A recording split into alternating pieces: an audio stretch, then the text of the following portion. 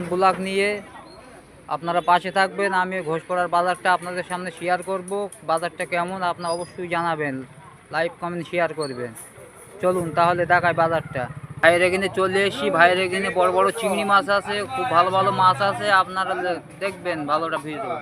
ভাইয়ের দোকান এই যে, আপনারা অবশ্যই চলে আসবেন আমার এই বাজারে। আমাদের বাজারে বিভিন্ন রকমের মাছের আইটেম আছে, দেখুন রুই আছে, পাঁচ ট্যাংরা আছে, এমডি কান আছে, পাশের দোকানে মাংস পাওয়া যায়। অবশ্যই চলে আসবেন সব, ভিডিওটা ভালো লাগলে।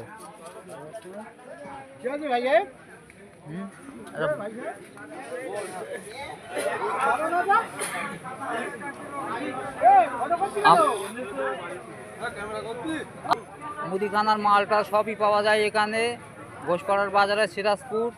আপনাদের সামনে তুলে ধরছি আজকে বাজারটা, দেখবেন। সিরাজপুর ঘোষপাড়ার বাজারে মাছ মাংস থেকে সবজি যাবতীয় জিনিস সবই পাওয়া যায় এখানে, খুবই দাম কম আছে। অবশ্যই চলে আসবেন, ভিডিওটা দেখে আপনাদের সামনে তুলে ধরছি, ভিডিওটা অবশ্যই দেখবেন। দেখুন বাজারটা দেখুন। আমার এই ভাইয়ের দোকানে দেখুন, এই ভাই বসে আছে এখানে। এখানে লেবু আছে, মুচা আছে, আম আছে, ফুলকপি আছে, পেঁয়াজ আছে, বিভিন্ন রকমের সবজি আছে, আপনারা দেখুন সব। আমার এই ভাইয়ের দোকানে দেখুন কচু আছে, বেগুন আছে, টমেটো আছে, ডাঁটা আছে, পাতাকপি আছে, লঙ্কা আছে, এদিকে বিভিন্ন রকমের সবজি আছে। আপনাদের সামনে এই হাটটা তুলে ধরছি আজকে, দেখুন। অবশ্যই হাটটা ভালো লাগলে অবশ্যই আমাদের হাটে আসবেন, আর লাইক কমেন্ট শেয়ার করবেন ভিডিওটা দেখে।